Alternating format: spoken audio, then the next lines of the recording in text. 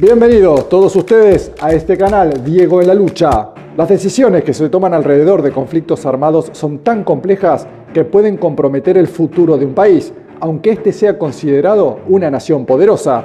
A veces las estrategias alrededor de operaciones armadas dejan muchas facturas pendientes y en la historia tenemos varios ejemplos del precio a pagar. Ya veremos bien de qué hablo. El presidente de Irán, Ebrahim Raisi, hizo énfasis en que la operación palestina denominada Tormenta de Al-Aqsa ha ampliado el alcance de la resistencia desde la región hasta todo el mundo.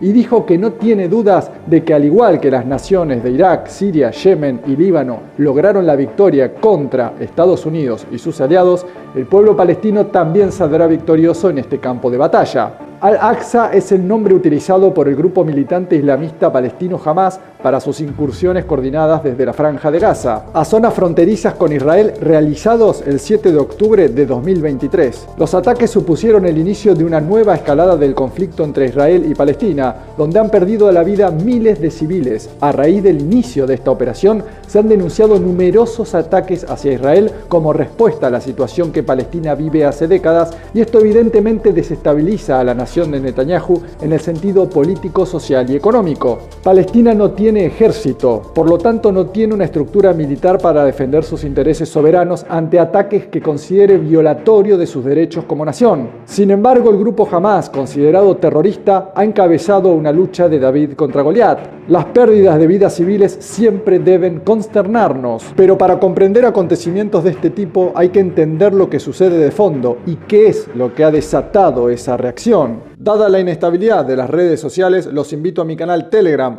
@Diego en la Lucha. Allí no hay censura y pongo todas las imágenes por más fuertes que sean. Continuemos. El presidente iraní considera que la resistencia islámica palestina adquiere su fuerza de la fe religiosa y a pesar de no contar con una fuerza naval y aérea, le ha puesto el panorama muy difícil al gobierno de Netanyahu y a Estados Unidos. Hace poco Estados Unidos vetó una medida para alcanzar la paz en Palestina y esto sucedió en la ONU. Hay muchísimas preguntas que no han obtenido las respuestas esperadas.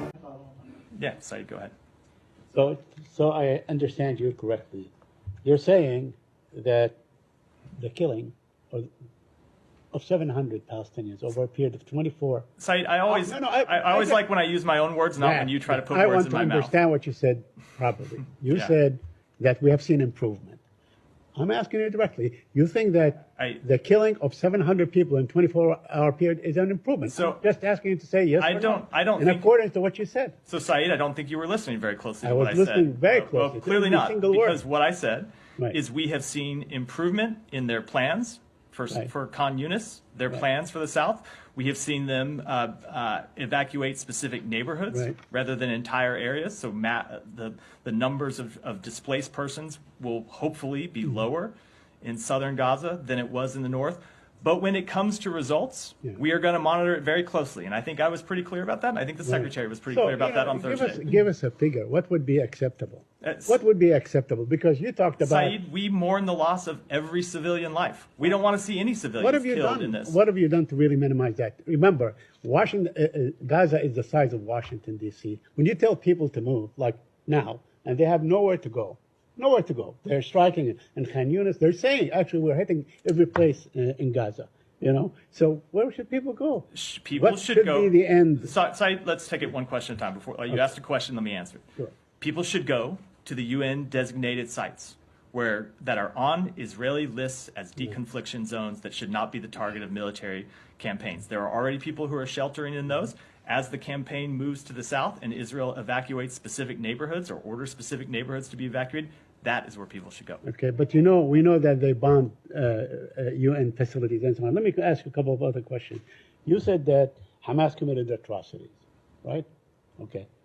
Do you call the killing of 20,000 Palestinians an atrocity? So, does that befit the term atrocity? Said, I was speaking to the intentional murdering of civilians that we saw Hamas Hamas commit.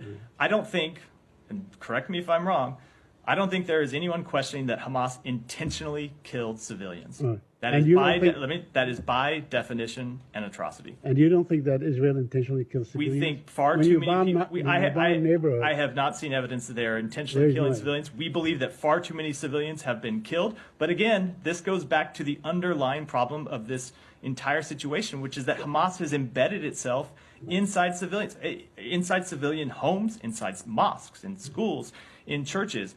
It is Hamas that is putting these civilians in harm's way. For all the questions, and I understand why people I stand here and people ask me questions about what Israel should do. I'm happy to take those questions. Right. I'm surprised I don't hear more people saying, why doesn't Hamas lay down its arms? Why doesn't Hamas move out of schools? So you're Why asking- doesn't Hamas take additional steps to So protect you- civilians? Because okay. we think they should, as we think Israel should. okay, so you are asking Hamas to surrender. Is that what you're asking them to do? We would Right welcome Hamas laying down its Hamas- arms and surrendering at any point. Hamas is not an army. They don't have air force. They don't have a navy. They don't have artillery. They have none of these things. They don't really have any kind of regular kind of structure that they can conduct their surrender. You know, Saeed, they may not have a navy. No. Let me finish. They may not have an air force. They have sufficient firepower to have killed 1,200 people on October 7th. So don't tell me that Hamas can't lay down their arms and take additional steps to protect civilians, let alone moving out of all the areas that are putting Palestinian civilians in harm's way. They absolutely can. They could do it today if they cared at all about civilian life. My last question to you, the UN, a former official in the UN, Mr. Mukaiber, said that the most clear-cut case of genocide, the Israeli bombardment and the killing of 20,000 people thus far, is the most clear-cut case of genocide. Do you agree with him? So the State Department has a rigorous process for evaluating what constitutes genocide, ethnic cleansing, or a crime against humanity. Those are terms we only use with very explicit care. You've seen us be You've seen us be very deliberate about that in the past. We are monitoring the evolving situations and are examining facts as they develop. It's an extremely challenging space to get all the information that might be available, but we support Israel's right to continue to take action to ensure that Hamas can never conduct terrorist attacks like it did on October 7th again.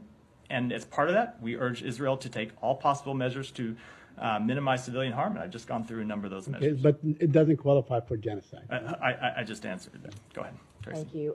Ya es sabido que Irán apoya a Palestina y también es sabido que los persas son un potente bastión militar, económico y político en la región.